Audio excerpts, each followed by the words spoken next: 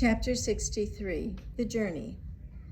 After months of separation, Roz and Brightbill, mother and son, were together again, and they had so much catching up to do. They went into the nest, and the robot built a fire.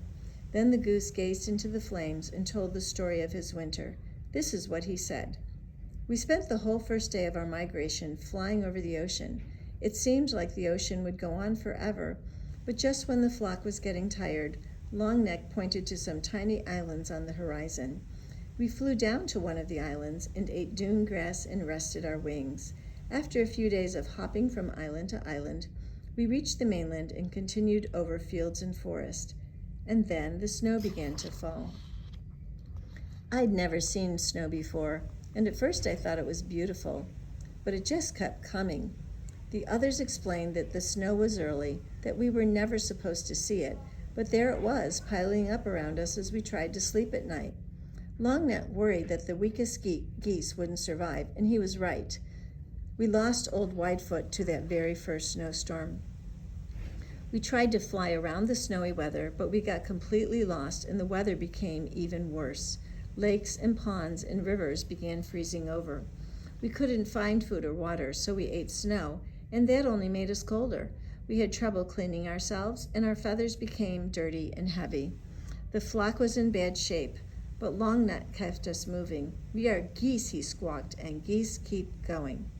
One day, we were struggling through a snow shower when we saw something called a farm. It had perfectly square fields and enormous buildings. And stomping her way through a farm was a robot. She looked just like you, Ma.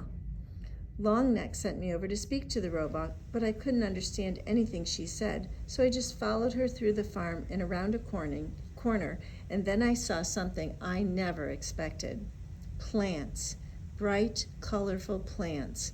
I didn't understand how plants could live in such cold weather, but then I saw that they were actually inside a building.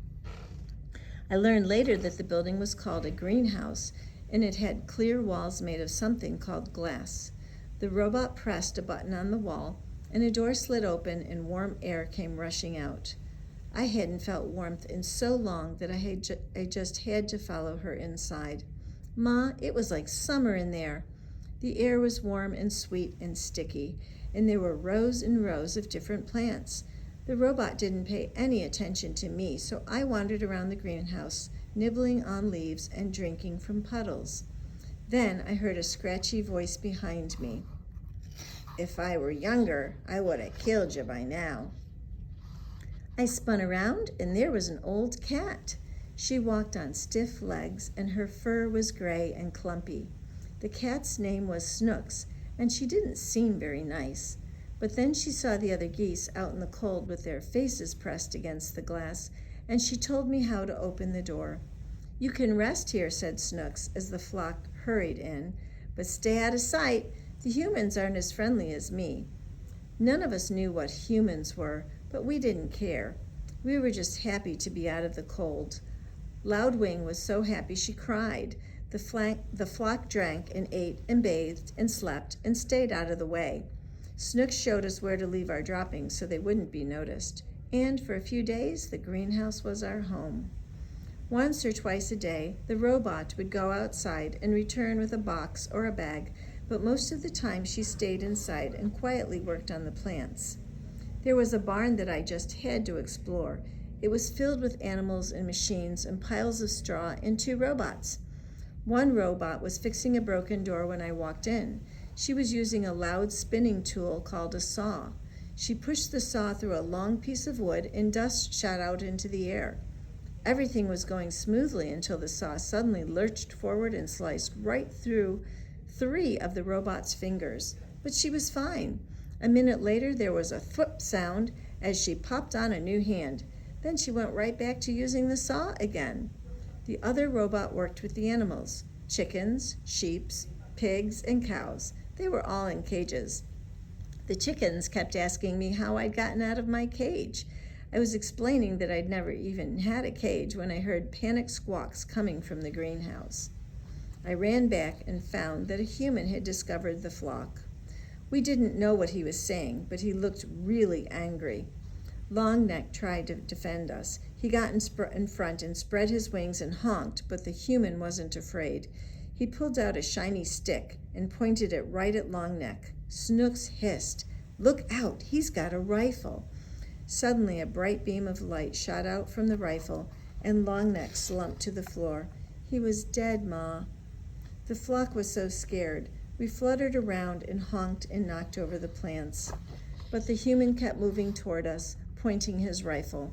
So I pecked the button to open the door, and we ran outside into the cold and flew away from there as fast as we could. Without Longneck, the flock needed a new leader. Everyone wanted me to lead. I didn't know what to do, so I started by repeating Longneck's words. I squawked, "We are geese, and geese keep going." Then I took the point, and the flock spread out behind me. The weather had us all turned around, and nobody knew which way to go, so I just led us straight south. We saw more robots and humans and buildings, but we didn't stop. We knew we were way off course when we saw the ocean again, but at least it was a little warmer by the water, so I decided to follow the coastline for a while. There were more buildings by the coast. Most of them were on land, but some were in the ocean. The ocean buildings were dirty and crumbling and leaning in different directions. There weren't any humans or robots in those buildings, only sea creatures. We saw ships on the water. We saw ships on the land. We even saw ships in the air. They buzzed through the sky like giant dragonflies. And then we reached a place called a city, where thousands of buildings and robots and humans and ships were all close together. When we stopped to rest on a rooftop, we met a friendly pigeon named Graybeak. She had grown up there, so she knew everything about the city. She flew us over towers and under bridges and kept us away from all the buzzing airships. And everywhere we went, there were robots. Some of the city robots were just like you, Ma, but others crawled on 6 legs or rolled on wheels or slid up and down the sides of buildings. Some robots were really small and some were really big. They moved things and cleaned things and built things and did every kind of job you can think of. Graybeak brought us down to a ledge on the side of a building and told us to look through the windows. Inside was a family of humans, and they had a Roz robot. When we looked into the other buildings, we saw other humans with other robots. Every human seemed to have a robot. I told Graybeak about you, Ma, and she wanted to show us one last place. We flew out to the edge of the city to a really big building called a factory. Graybeak brought us to the roof windows, and we looked down into the factory and saw machines building sparkling heads and torsos and limbs. The factory was building robots. A machine held up a robot torso and put 2 legs under it, and they snapped it into place. It put feet under the legs, and they snapped into place. It snapped arms into the shoulders and snapped hands into the arms. A head was snapped onto the top, and the robot was finished. Ma, the robot looked just like you. I think that factory is where you were built. I wanted to watch more robots being built, but it started snowing again, so we said goodbye to Graybeak and we continued flying south. We saw fewer robots and humans and buildings and ships. The air became warmer, and the snow disappeared. We started seeing other flocks of geese in the sky, so we followed them to the middle of a wide grassy field where there was a lake and hundreds of other geese. We had finally reached the wintering grounds. After all we'd been through together, our flock had become very close. We kept to ourselves, eating and resting and remembering the geese we'd lost. But after a few weeks, we began to mingle with the other flocks.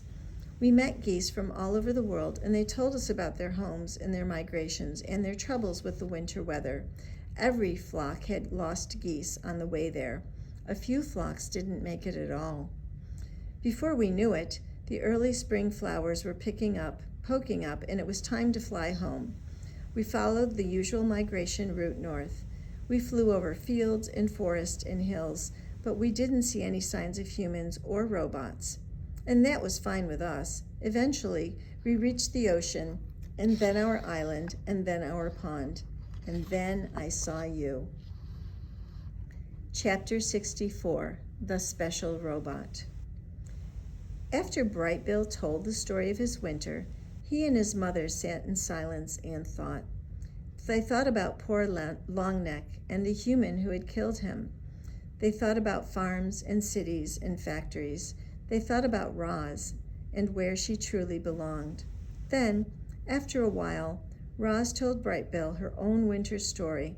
She spoke of her long, dark hibernation and of how she had awoken to find the nest caved in around her. She spoke of blizzards and frozen animals. She spoke of the many lodges she had built and the one that caught fire. But she mostly spoke of all the new friendships she had forged. I used to think that you were the only animal who would ever care about me, she said to her son. I worried that without you around, I would be alone again. But I was not alone. In fact, I made new friends, all on my own. I think the other animals might actually like me. Of course they like you, Ma, squawked the goose. You're the most likable robot I've ever seen, and I've seen a lot. It was true. Bright Bill had seen hundreds of different robots that winter, and none of them were anything like Roz. None of them had learned how to speak with animals, or had saved an island from the cold, or had adopted a gosling. As he sat there watching the robot's animal gestures and listening to her animal sounds, Bright Bill realized just how special his mother really was.